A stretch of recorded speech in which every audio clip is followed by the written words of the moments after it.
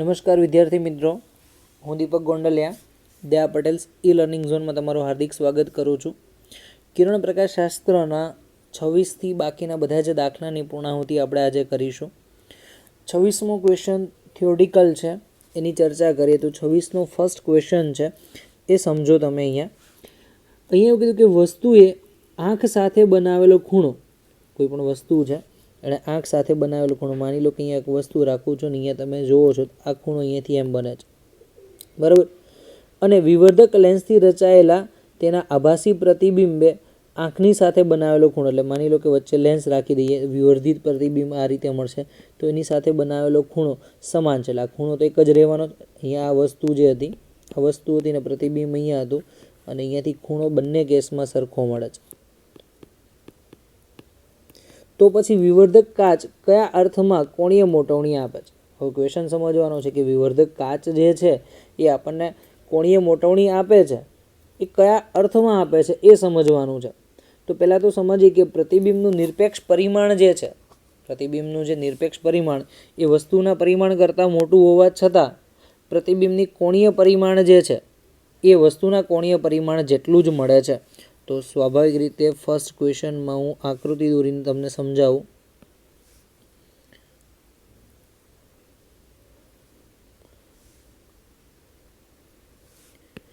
માની લો કે અહીંયા તમને પ્રતિબિંબ મળે છે અને અહીંયા કોઈ વસ્તુ મૂકેલી છે. હવે કોણીય પરિમાણ બંને કેસમાં સમાન છે. આ એચ ડેશ છે ને આ એચ છે, તો એચ ડેશના છેદમાં એચ થયું, અને બે કિસ્સામાં થીટા જે છે એ સમાન મળે, તો આપણે લખી શકીએ કે થીટા સમાન છે. અને એચ ડેશના છેદમાં એચ એટલે મોટવણી મળી. તો અહીંયા કીધું કે કોણીય પરિમાણ બંને અને રેખીય કોણીય પરિમાણ પ્રતિબિંબ માટે ગણો કે વસ્તુ માટે સરખું છે. તો મેગ્નિફાયર જે થાય, મોટવણી જે છે નીચે બે રીતે થાય છે. પહેલી વસ્તુ કે તેના વગર વસ્તુઓને 25 સેન્ટીમીટરની નજીક મુકાશે નહીં. એટલે કોઈ પણ વસ્તુ જે છે એને આપણે 25 સેન્ટીમીટરનું જે અંતર છે એની નજીક મૂકી શકાય નહીં. તો એ લખીએ કે તેના વગર વસ્તુને 25 સેન્ટીમીટરની નજીક મૂકી શકાય નહીં, બરાબર. એક એક્ઝામ્પલ આપું. અહીંયા માની લો કે વચ્ચે લેન્સ તમે મૂક્યો છે, આ લેન્સ મૂક્યો છે, તો તમારી વસ્તુ અહીંયા છે તો ત્યાં જ રહેશે. એવું નથી કે એને આપણે 25 સેન્ટીમીટર જેટલા અંતરે ગોઠવી શકે, એટલે એ શક્ય નથી. અને બીજું છે, તેની મદદથી વસ્તુને ઘણી નજીક મૂકવી પડશે. એટલે કે વસ્તુ જે 25 સેન્ટીમીટર મૂકો તેની જગ્યાએ આપણે લખાય કે વસ્તુને ઘણી નજીક મૂકવી પડશે, અને નજીક મૂકેલી વસ્તુનું કોણીય માપ તે 25 સેન્ટીમીટર અંતરે મળે છે. મતલબ કે તમે જે વસ્તુ નજીક રાખો છો તો એનું કોણીય માપ તમને મળશે અહીંયાથી મોટવણીના કારણે 25 સેન્ટીમીટર અંતરે મૂકતા કોણીય પરિમાણ કરતાં વધુ હશે, એટલે કે એની મોટવણી વધારે થાય છે, બરાબર. એટલે આપણે અહીંયા સમીકરણમાં લખી શકીએ તો m ઇઝ ઇક્વલ ટુ ડીના છેદમાં એફ, ડીના છેદમાં એફ, એટલે કે તમારી મોટવણીની કિંમત અહીંયા વધી જાય છે, બરાબર. સિમ્પલ રીઝન છે કે અહીંયા જે ડી છે પ્રતિબિંબનું અંતર તમે લખી શકો છો, આટલું અંતર તમે લખી શકો પ્રતિબિંબનું અંતર, અને એફ જે છે મુખ્ય કેન્દ્ર ઉપર વસ્તુને ગોઠવવામાં આવે છે, એટલે કે મોટવણી વધારે મેળવી શકાય છે. ચલો એમાં બીજો પાર્ટ જોઈએ, સેકન્ડ ક્વેશ્ચન. સેકન્ડ ક્વેશ્ચનમાં કંઈક એવું કીધું છે કે સામાન્ય રીતે કોઈ પણ વ્યક્તિ વિવર્ધક કાચમાંથી વસ્તુને જોવા માટે આંખને લેન્સની ઘણી નજીક રાખે છે. તમે જોયું હશે કે કોઈ પણ વ્યક્તિ છે વિવર્ધક કાચમાંથી વસ્તુને આપણે જોવી હોય તો લેન્સની નજીકમાં આંખ હોય છે. જો આંખને દૂર રાખવામાં આવે તો કોણીય મોટવણીમાં ફેરફાર થાય. તો સ્વાભાવિક વસ્તુ છે કે આંખને તમે દૂર રાખશો તો કોણીય મોટવણી બદલાવાની છે, કારણ કે કોણીય મોટવણી જે છે એ થોડીક ઘટશે, જે મોટવણી મળવાની હોય એ ઘટશે, કારણ કે લેન્સ સાથે આંતરાતો જે ખૂણો છે એ ખૂણો થોડોક ઓછો થાય. નજીકમાં હોય, તમે સમજો નજીકમાં હોય ત્યારે ખૂણો કદાચ અહીંયાથી આમ હશે, જ્યારે દૂર જશે એટલે ખૂણો તમારો થોડોક આમ થશે, એટલે આ ખૂણો ઘટે છે, એટલે કોણીય મોટવણીના મૂલ્યમાં ફેરફાર થાય. તો બીજાનો જવાબમાં આવશે હા, કે જો આંખ આપણે જે લેન્સ છે એનાથી દૂર લઈ જઈએ તો એના કારણે એમાં કંઈક ફેરફાર જોવા મળે છે. સી ક્વેશ્ચન જોઈએ. સાદા માઇક્રોસ્કોપની મોટવણી એની કેન્દ્ર લંબાઈના વ્યસ્ત પ્રમાણમાં હોય છે. આપણે જોયું કે m=d/f. તો વધુને વધુ મોટવણી મેળવવા માટે ઓછામાં ઓછી કેન્દ્ર લંબાઈનો લેન્સ વાપરવા માટે કયું કારણ રોકી શકે? તમે માની લો કે જેમ જેમ મોટવણી વધારે જોઈએ એફ નાનો કરી દો, તો એમાંથી કારણ કયું છે કે આ શક્ય બનતું નથી? તો સિમ્પલ છે કે નાની કેન્દ્ર લંબાઈવાળા લેન્સનું સંયોજન સરળ નથી. નાની કેન્દ્ર લંબાઈવાળા જે પણ લેન્સ હોય એનું સંયોજન સરળ હોતું નથી. અને વધુ અગત્યનું એ છે કે જેમ તમે કેન્દ્ર લંબાઈ ઘટાડો છો તો લેન્સની બંને ક્ષતિઓ પ્રબળ થાય છે. કઈ ક્ષતિઓ આવશે? તો તમને કદાચ યાદ હશે, ક્ષતિઓમાં બે છે: ગોળીય વિફથન અને છે વર્ણ વિફથન. ગોળીય વિફથન એટલે કે કોઈ પણ વસ્તુનું સ્ફેરિકલ એટલે કે ગોળાકાર જેવું તમને પ્રતિબિંબ જોવા મળે છે. એટલે કે વસ્તુ પ્રોપર શેપમાં મળવી જોઈએ એના કારણે થોડીક ગોળાકારમાં મળે છે. વર્ણ વિફથન એટલે કે વિવિધ કલરોમાં, વિવિધ રંગોમાં તમને પ્રતિબિંબ જોવા મળે છે. એટલે બે પ્રકારની ખામી જોવા મળે, ગોળીય વિફથન અને વર્ણ વિફથન. એ બંને વધુ પ્રબળ બને છે. તેથી વ્યવહારમાં સાદા બહિર્ગોળ લેન્સ માટે મેગ્નિફાયર પાવર 3થી મોટો મેળવી શકાતો નથી. જે મેગ્નિફાઇંગ પાવર છે એ 3 સુધી મેળવી શકાય છે. અને તમે એનાથી વધારે જો પ્રાપ્ત કરવાનો ટ્રાય કરો તો વસ્તુ જે તમને સારી રીતે જોવી જોઈએ એની જગ્યાએ તમને ગોળીય વિફથન કે વર્ણ વિફથન જેવી ઘટનાઓ જોવા મળે છે. આ માટે આપણે કહી શકાય કે એફ ઘટાડવો જોઈએ નહીં. અને ક્ષતિઓ સુધારેલા લેન્સ તંત્રની મદદથી આપણે મોટવણી 10 ગણી કરી શકીએ છીએ. લેન્સનું સંયોજન વાપરશું તો મોટવણી 10 ગણી જેટલી કરી શકાય છે. જે આપણે જોયું હતું કે બે લેન્સનું સંયોજન કરે તો પહેલા લેન્સની મોટવણી અને બીજા લેન્સની મોટવણીનો ગુણાકાર, જેથી મોટવણીના મૂલ્યમાં વધારો થાય. સંયુક્ત માઇક્રોસ્કોપના ઓબ્જેક્ટિવ અને આઈપીસ બંનેની કેન્દ્ર લંબાઈ નાની શા માટે રાખવામાં આવે છે? સંયુક્ત માઇક્રોસ્કોપની અંદર આપણે વાત કરીએ તો ઓબ્જેક્ટિવ અને આઈપીસ બંનેની કેન્દ્ર લંબાઈ શાથી નાની રાખવામાં આવે? તો એફઈ એટલે કે આઈપીસ માઇક્રોસ્કોપની રચના જોઈએ તો માઇક્રોસ્કોપની રચના તમને કંઈક આવી જોવા મળશે. આ એક માની લો કે ઓબ્જેક્ટનો લેન્સ છે અને આ આઈપીસ છે. અહીંયા આઈપીસ લખી નાખો ને આ ઓબ્જેક્ટિવ છે. બરાબર, આંખની નજીકનો લેન્સ અને વસ્તુની નજીકનો લેન્સ છે. તો એફઈની કિંમત તમે જોશો, આઈપીસની કિંમત તમે જોશો, એ નેત્રકાચની કોણીય મોટવણી મેળવવી હોય તો એના માટે તમને ખબર જ છે કે એ હંમેશા કેટલું હશે? તો d/fe+1 જેટલું હશે. d/fe+1 હશે. તો આપણે અહીંયા લખી શકાય નેત્રકાચ માટે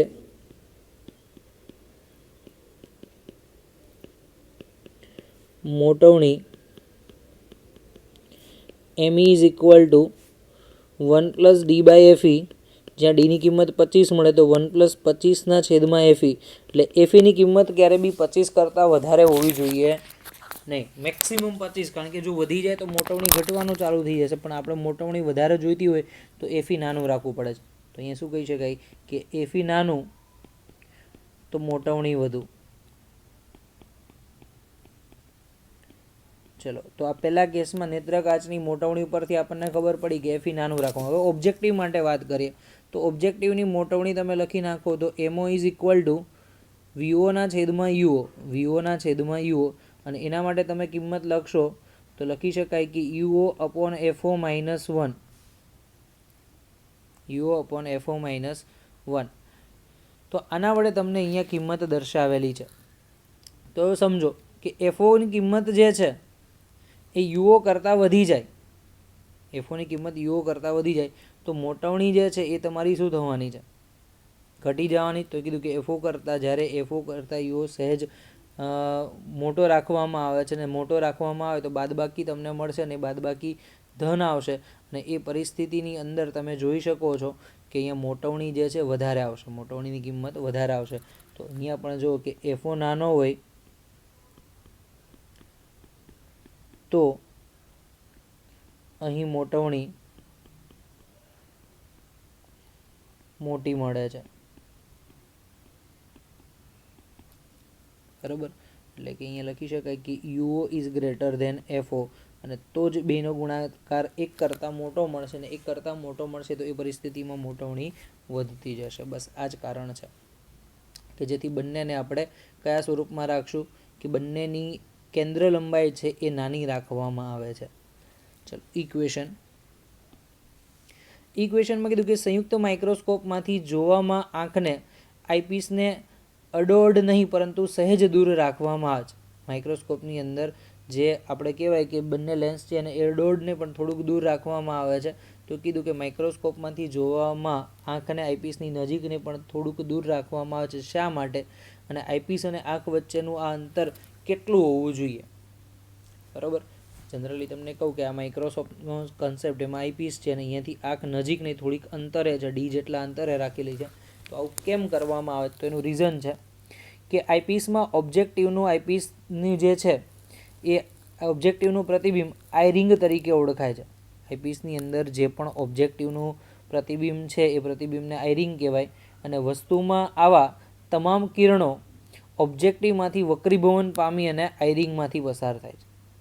વક્રીભવનના કારણે અંદર આવે છે અને આથી આંખ દ્વારા નિહાળવું આ એક આદર્શ સ્થાન છે. અને આંખથી આપણે જોઈએ તો એક આદર્શ સ્થાન છે. જો આપણે આંખનો આઈપીસ ખૂબ જ નજીક રાખીએ છીએ તો વધુ પ્રકાશ મેળવી શકતા નથી. એટલે બધો પ્રકાશ જે છે એ બધો પ્રકાશ આપણે મેળવી શકાય નહીં અને જોવા માટેનું ક્ષેત્ર ઘટે છે, ક્ષેત્ર એનું ઓછું થઈ જાય છે અને આપણી આંખ આઈ રિંગ પર આપણી આંખની કીકીનું ક્ષેત્રફળ આઈ રિંગ જેટલું અથવા તો તેનાથી મોટું રહે એમ ગોઠવવામાં આવે છે. ક્ષેત્રફળ માટે કહીએ કે જે આંખની જે કીકી છે એનું ક્ષેત્રફળ આઈ રિંગ જેટલું અથવા તો એના કરતાં મોટું રહે તો બધા કિરણો આપણી આંખમાં પ્રવેશી શકાય અને વસ્તુને ચોક્કસ રીતે જોઈ શકીએ છીએ.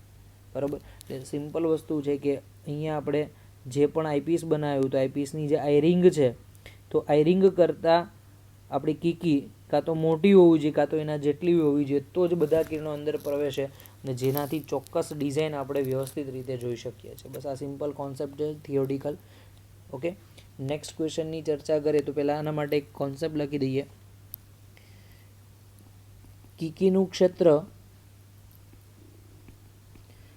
આઈ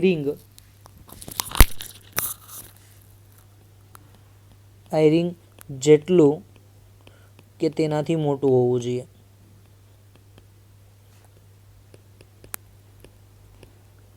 અને જો આવું ના હોય તો બધો પ્રકાશ આંખમાં નથી આવી શકતો અને બધો પ્રકાશ આંખમાં ના આવે તો વસ્તુ ક્લિયર કટ જોઈ શકાતી નથી. ચલો એના પછીના ક્વેશ્ચનની ચર્ચા કરીએ. 9.27. હવે 9.27ની અંદર કંઈક આવું કીધું છે. 1.25 સેન્ટીમીટર કેન્દ્ર લંબાઈનો ઓબ્જેક્ટિવ. તો આપણે અહીં લખી નાખીએ FE બરાબર અને FO બરાબર. ઓબ્જેક્ટિવ માટે તમને કીધું છે કે 1.25 સેન્ટીમીટર અને 5 સેન્ટીમીટરનો આઈપીસ. એના વડે 30x જેટલી મોટવણી એટલે 30 ગણી મોટવણી મેળવવામાં આવે છે. તો સંયુક્ત માઇક્રોસ્કોપની ગોઠવણી કઈ રીતે કરવી જોઈએ? આખું માઇક્રોસ્કોપને કઈ રીતે ગોઠવવો જોઈએ? ચલો તો પહેલાં તો આપણે ચર્ચા કરી નાખીએ કે આઈપીસ વડે મળતી મોટવણી.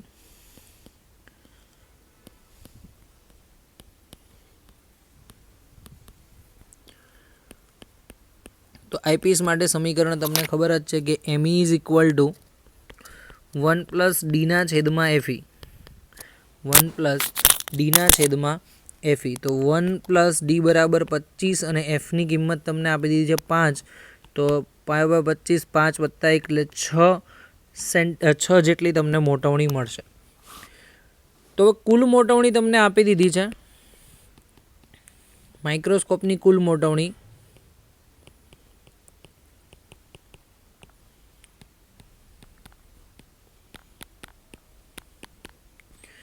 તો લખી શકાય M બરાબર ME ગુણ્યા MO. મારે તો MOની કિંમત જોઈએ છે તો એમના છેદમાં ME. M આપી દીધું છે 30 અને ME મળ્યું 6 તો મોટવણી મળશે 5.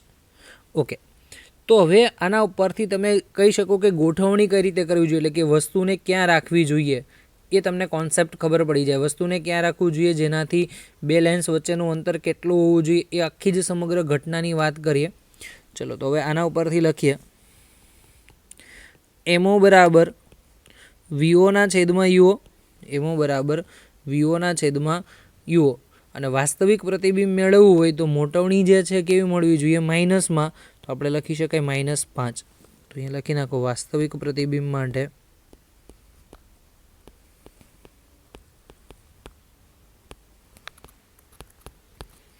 m બરાબર -5 થવું જોઈએ. ચલો તો આપણી પાસે કિંમત થશે VO બરાબર -5 UO. VO ની કિંમત આવશે -5 UO. ચલો હવે એના ઉપરથી આપણે પહેલાં તો વાત કરીએ કે સમીકરણ લખો ઓબ્જેક્ટિવનું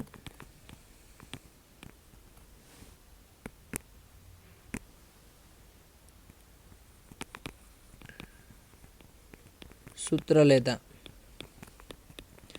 તો આપણી પાસે સમીકરણ આવું થશે 1/FO = 1/VO - 1/UO, કારણ કે -UO ને પાછળ લખ્યું છે. હવે સૂત્રનો કરતા કરીશું આપણે. કિંમત આપેલી છે મૂકી દો 1/FO ની કિંમત તમારી પાસે લખાઈ દે. FO ની કિંમત કેટલી આપેલી છે? ઓબ્જેક્ટિવની કેન્દ્ર લંબાઈ 1.25. ચલો 1/VO એમનું એમ -1/UO ની કિંમત લખશો એટલે -5 થયું. બરાબર. તો સાદુરૂપ આપી દો તો પ્લસમાં જવાબ આવી જશે 1/VO + 1/5 UO = 1.25. લસા 5 UO ઉપર એટલે કે 5 + 1 = 1/1.25.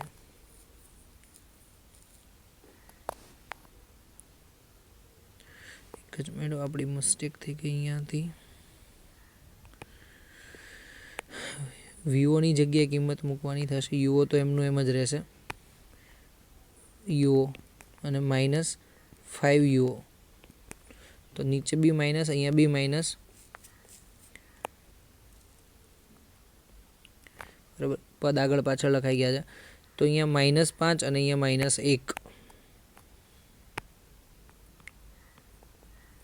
ચલો તો જવાબમાં તમે લખી શકો કે -6/5 UO = 1/1.25.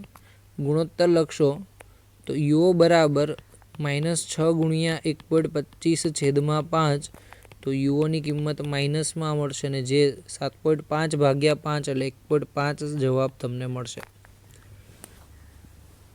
ઓકે, ચલો હવે VO શોધી નાખીએ. તો VO ની કિંમત તમને મળશે -5 × UO. તો -5 × -1.5 એટલે જવાબ તમને મળશે 7.5 અને ધનમાં મળશે તો જ પ્રતિબિંબ વાસ્તવિક હશે. ચલો VO મળી ગયો. ઓકે, હવે VO ની કિંમત મળી ગઈ. નેક્સ્ટ આપણે વાત કરીએ આઈપીસ માટે. તો આઈપીસ માટે તમને ખબર જ છે કે પ્રતિબિંબ હંમેશા ક્યાં મળશે?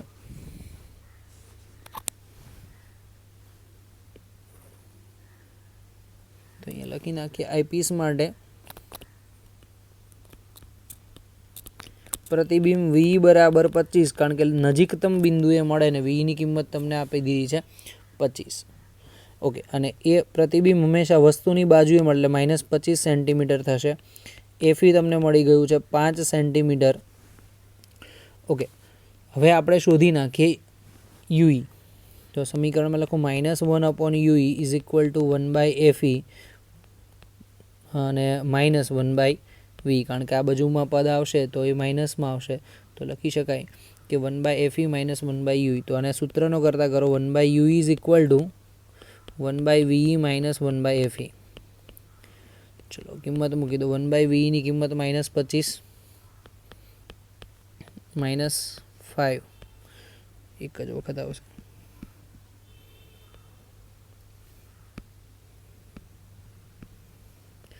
ચલો બેમાં માઇનસ છે એટલે લસા તમે લખશો તો 25. તો અહીંયા તો આવશે 1 અને 5/25 એટલે અહીંયા 5 આવશે એટલે -5. તો UE ની કિંમત તમને મળશે 25/6 અને ગુણોત્તર કરશો 6 ચોક 24 -4 પોઈન્ટ સમથિંગ એટલે 4.17 જવાબ આવે છે. ઓકે, તો હવે સમજવાનો કોન્સેપ્ટ એ છે કે અહીંયાથી આપણે માની લો કે આ ઓબ્જેક્ટિવ છે, આ આઈપીસ છે. ઓબ્જેક્ટિવથી અહીંયાથી આટલું અંતર એટલે એને કહેવાય વીઓ, અને આઈપીસથી આટલું અંતર કહેવાય કે એને યુઈ કહેવાય. તો બે વચ્ચેનું જે અંતર છે માઇક્રોસ્કોપની ગોઠવણીમાં એ કેટલું હોવું જોઈએ? તો અહીંયા લખીએ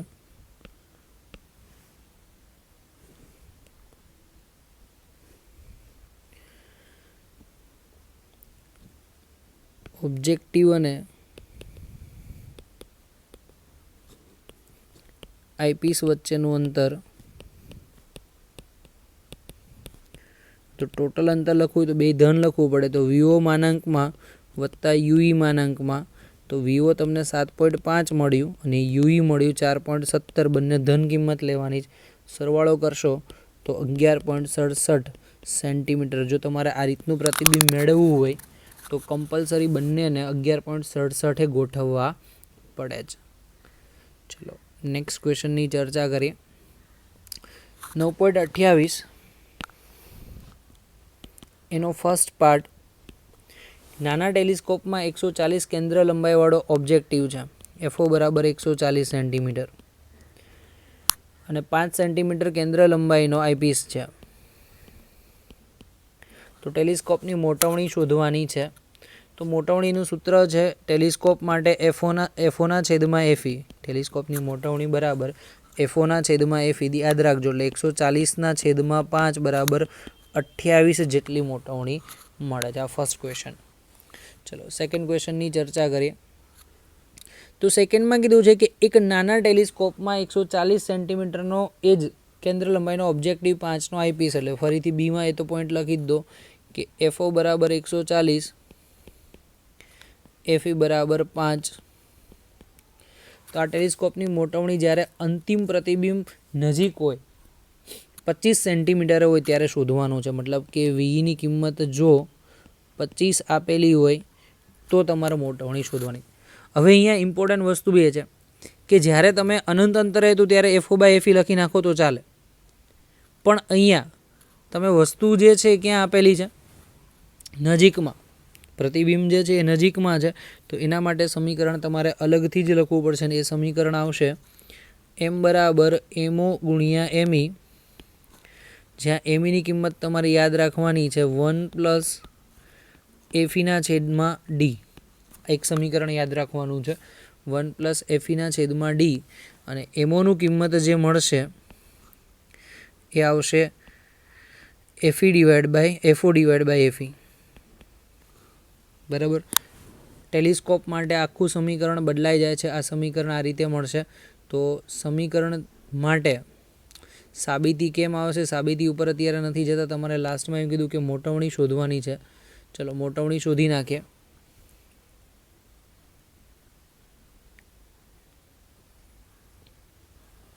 મૂકીએ કિંમત. એમ બરાબર એફઓ ડિવાઈડ બાય એફઈ કૌંસમાં 1 + એફઈના છેદમાં ડી. ચલો એફઓની કિંમત તમે મૂકશો તો 140 છેદમાં 5 1 + એફઈ 5 અને ડી બરાબર આવશે 25.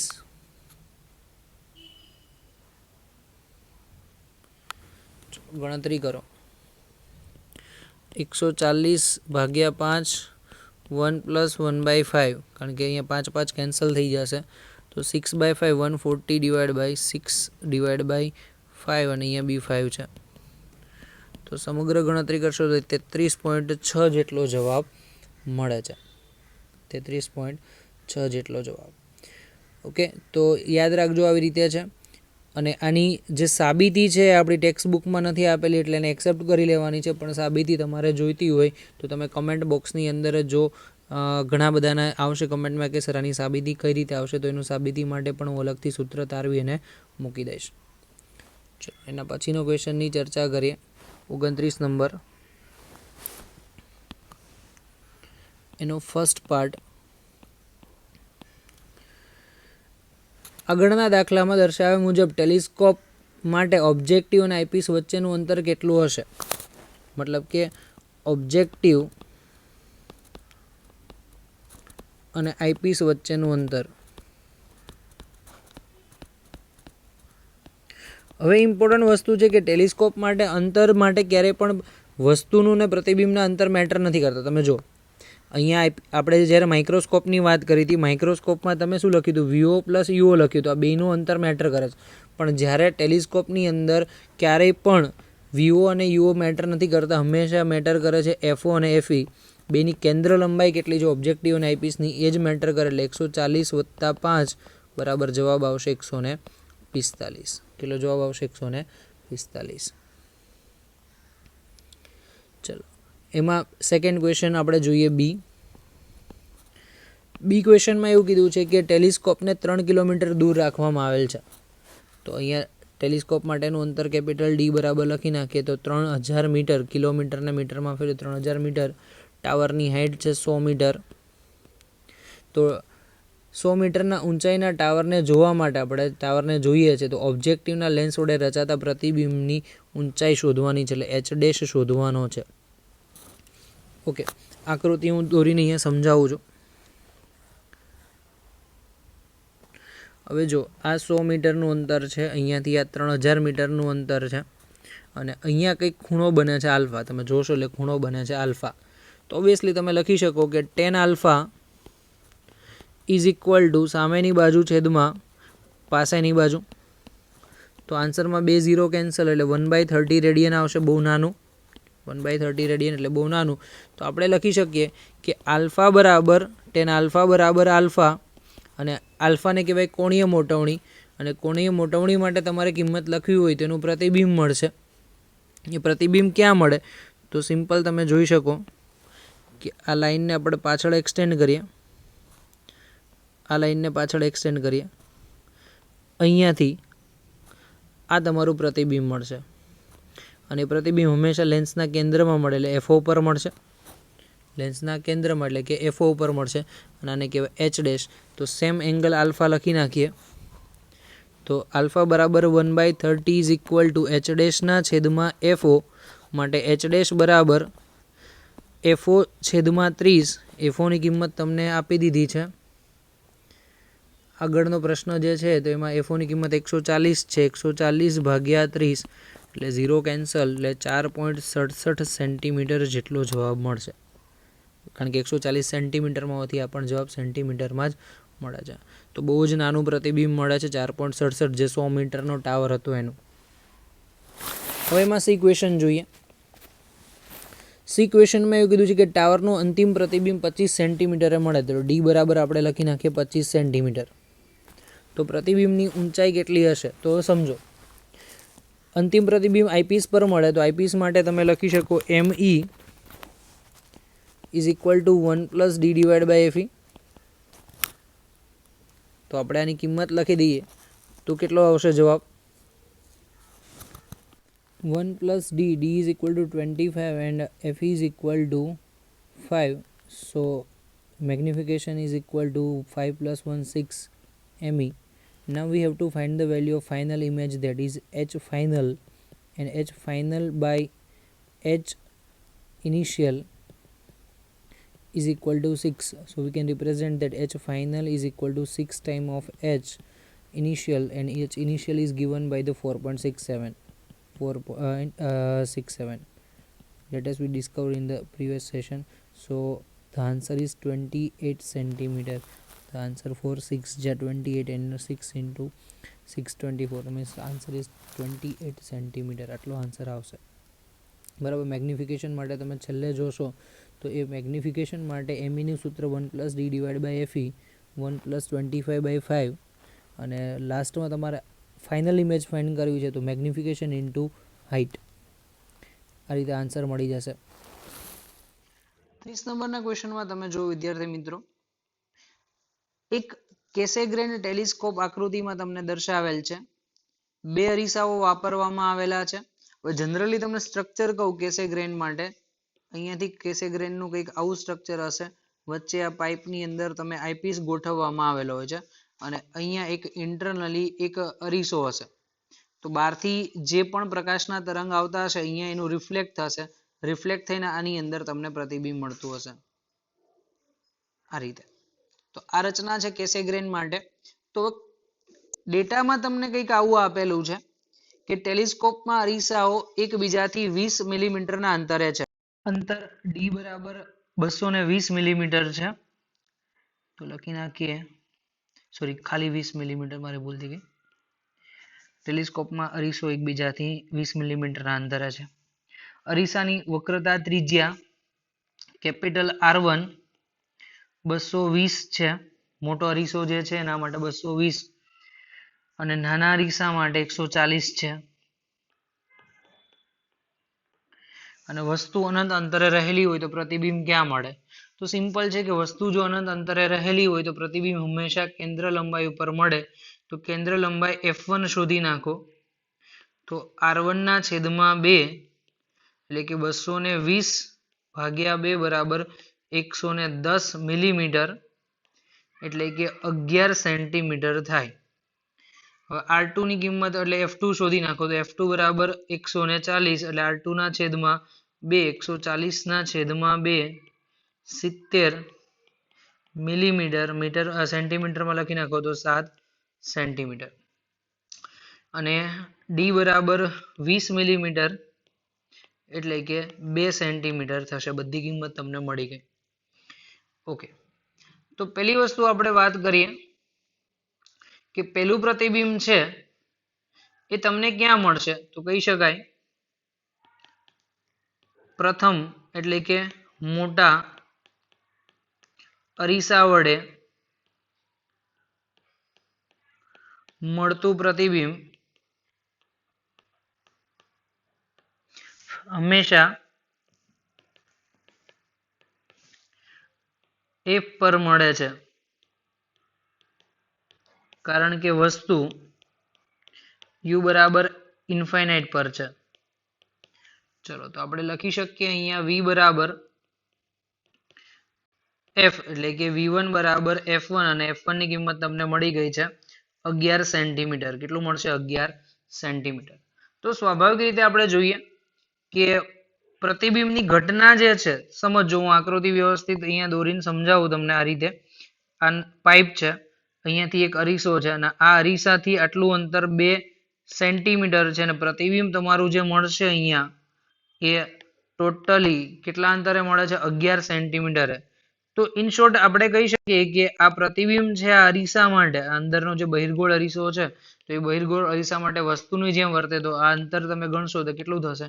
9 સેન્ટીમીટર થશે. તો અહીંયા લખી દઈએ. અહીં મળતું પ્રતિબિંબ વસ્તુની માફક વર્તે છે.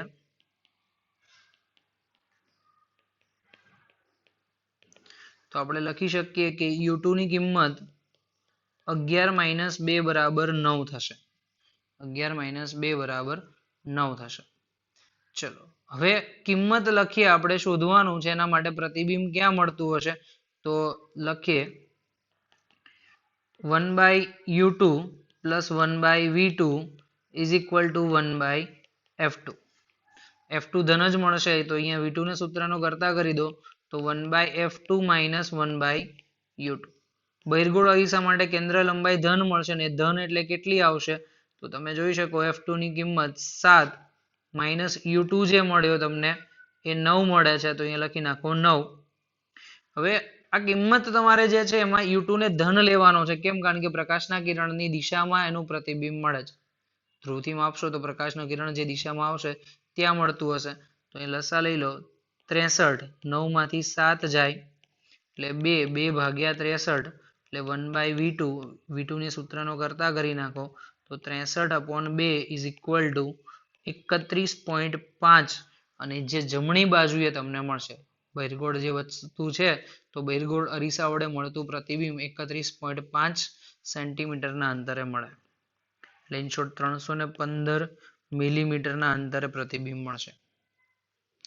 ચલો એના પછીનો ક્વેશ્ચન જોઈએ. 31 નંબર. ગેલ્વેનોમીટરના ગૂંચળા સાથે જોડેલ સમતલ અરીસાની ઉપર લંબ રૂપે આપાત કરેલ કિરણ આકૃતિમાં દર્શાવેલું છે. બેઝિક કોન્સેપ્ટ તમને સમજાવું. અહીંયાથી આ રીતે આપેલું છે અને આ અક્ષથી અહીંયાથી આમાં અંતર છે. અહીંયા અરીસો આપી દઈએ, બરાબર.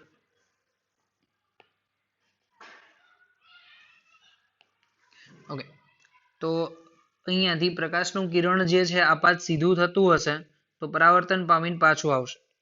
હવે માની લો કે હું થોડુંક ટિલ્ટ કરું છું, અરીસાને થોડુંક ટિલ્ટ કરું એટલે કે વાળું છું, તો વાળતા હશો એટલે અહીંયાથી આકૃતિ કંઈક આવી બનશે, બરાબર. તો પ્રકાશનું કિરણ થોડું શિફ્ટ થઈને ઉપર જશે. પ્રકાશનું કિરણ તમે બતાવશો તો અહીંયાથી શિફ્ટ થઈને થોડું ઉપર જાય છે.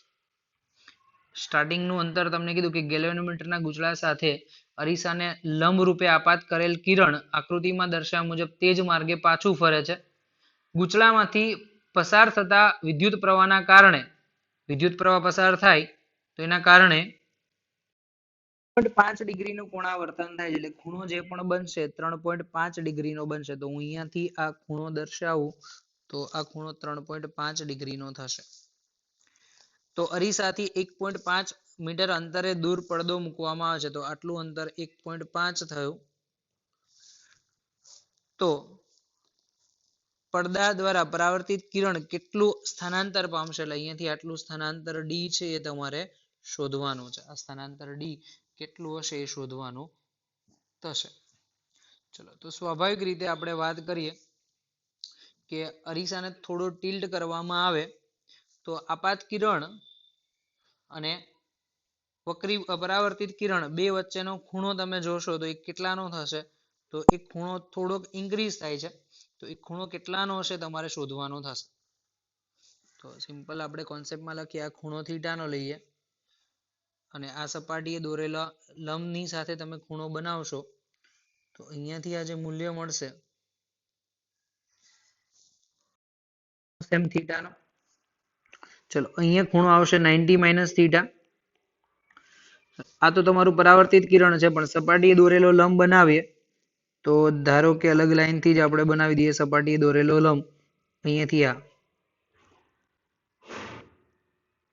હવે સપાટીએ દોરેલા લંબ સાથે આ સપાટીનો ખૂણો ગણશો એટલે આ ખૂણો તમારો થશે 90 - થીટા - થીટા, એટલે કે આ જવાબ તમારો આવશે થીટાનો. કેટલાનો જવાબ આવશે? થીટાનો.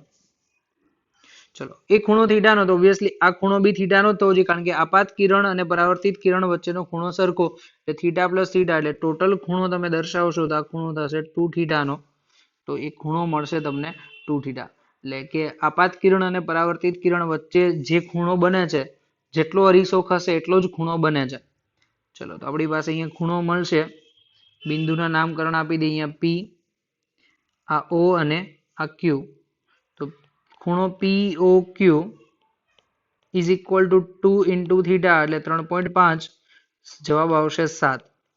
ચલો, ડી શોધવાનો છે. tan થીટા બરાબર સામેની બાજુ tan 2 થીટા બરાબર સામેની બાજુ છેદમાં પાસેની બાજુ PO.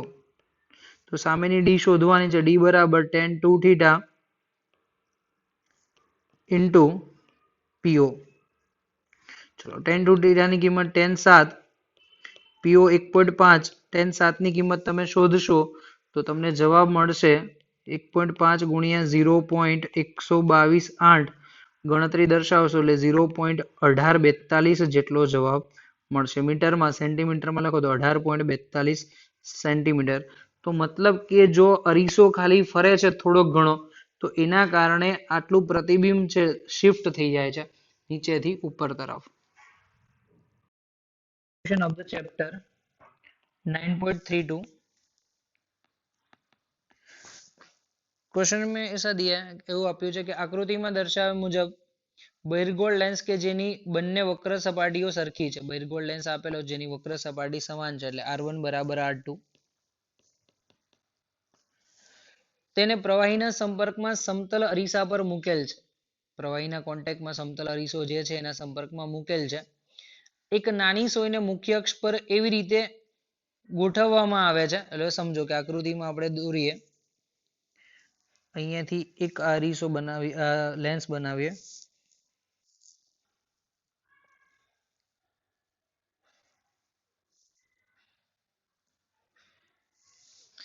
ઓકે, હવે એના ઉપર એક અહીંયા એક સોય મૂકેલી છે PP ડેશ. બરાબર. પછી એના નીચે દ્રવ્ય ભરેલું છે. અહીંયાથી સમક્ષિતિજ સપાટી લઈએ, આટલા પોર્શનમાં કંઈક દ્રવ્ય ભરેલું છે.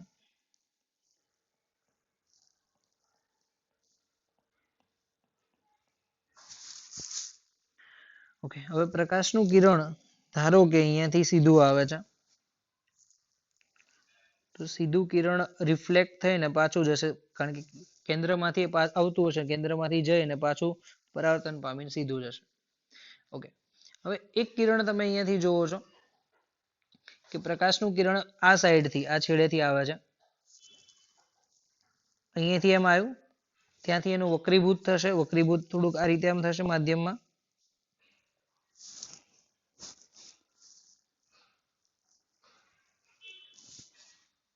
ઓકે, અને એ જ બિંદુએથી પાછું એનું પરાવર્તન થઈને એ જ માર્ગમાં પાછું પરિણમે છે.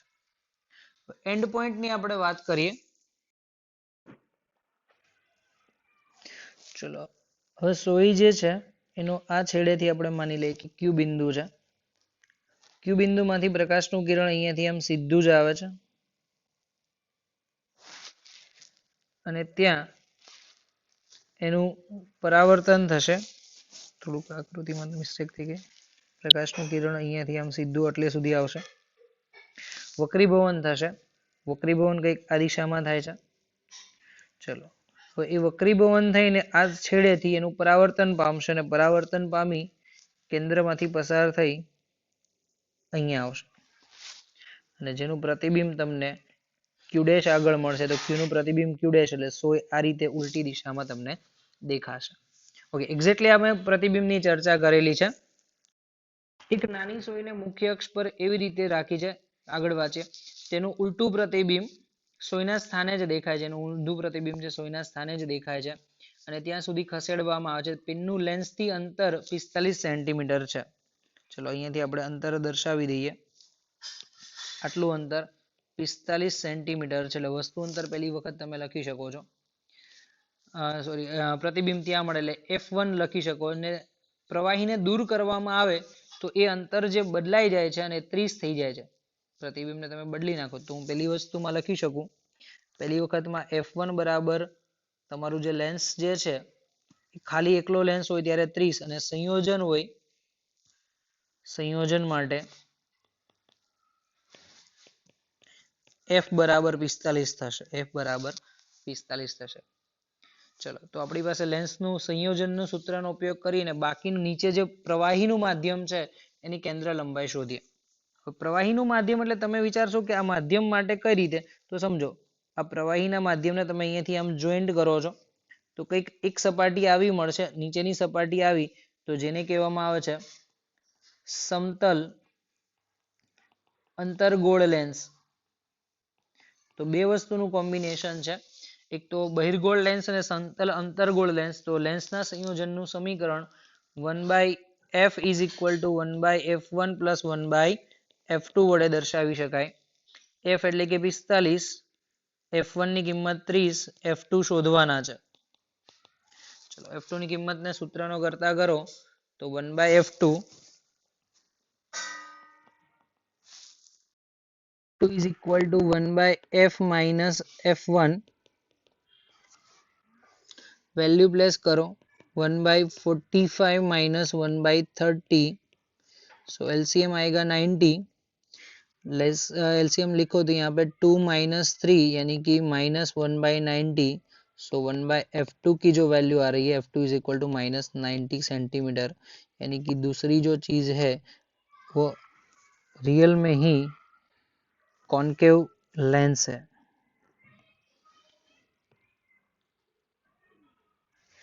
मतलब કે બીજો જે અરીસો જે લેન્સનો ટાઈપ કે અંતર્ગોળ અરીસો લેન્સ જ છે જે આપણે સાબિત કર્યું અહીંયા.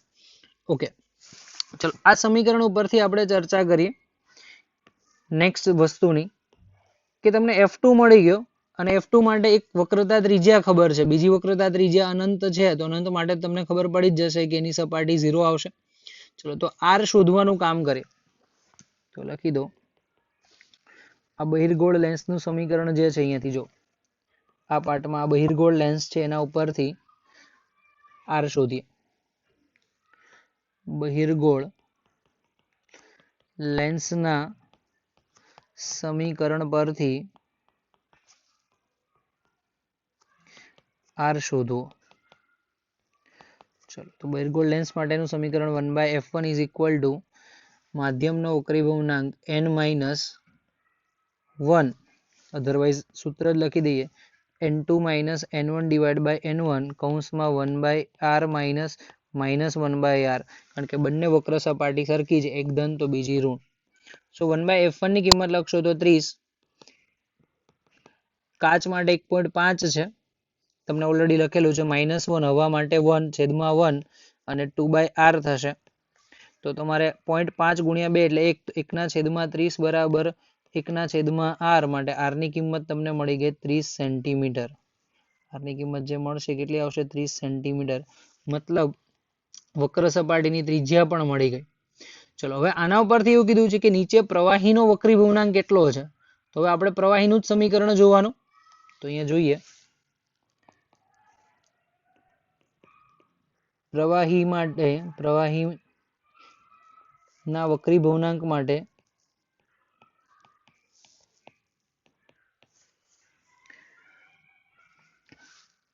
સમતલ અંતર્ગોળ લેન્સનું સમીકરણ વાપરતા. ચલો આપણી પાસે સમીકરણ લખીએ તો 1/f2 is equal two n liquid minus માધ્યમ, હવાનું માધ્યમ એટલે n1 છેદમાં n1 કૌંસમાં 1/r માઇનસ 1/અનંત, કારણ કે બીજી સપાટી અનંત અંતરે હોવાથી આપણે અનંત લખીશું. f2 ની કિંમત 90 મળી છે, તો -1/90 is equal two nl - 1, n1 તો 1 જ છે, અને 1/r એટલે કે 30 થશે. ચલો તો અહીંયા જવાબમાં આવશે -1/90 અને 30 ઉપર એટલે ગુણ્યા 30 બરાબર n1 - 1, 0 કેન્સલ 0 કેન્સલ, બરાબર. અને અહીંયા r ની જે સપાટી છે અંતર્ગોળ છે, અને અંતર્ગોળ સપાટી માટે -30 આવશે, તો અહીંયા -30 ગુણાકારમાં તો માઇનસ માઇનસ કેન્સલ. તો 1/3 બરાબર nl - 1, nl - 1, 1 પ્લસમાં આવશે તો nl બરાબર 1 + 1/3, તો જવાબ આવશે 4/3, એટલે કે 1.33. નીચેનું જે માધ્યમ છે પ્રવાહીનું એ પાણીનું જ માધ્યમ હશે, કારણ કે એનો વક્રી ભવનાંક આવે છે 1.33. તો વિદ્યાર્થી મિત્રો આજનો લેક્ચર અહીંયા સુધી જ રાખીએ છીએ. નેક્સ્ટ લેક્ચરની અંદર બીજા ચેપ્ટરના દાખલાની આપણે ચર્ચા કરીશું. Thanks for watching this video. Have a nice day.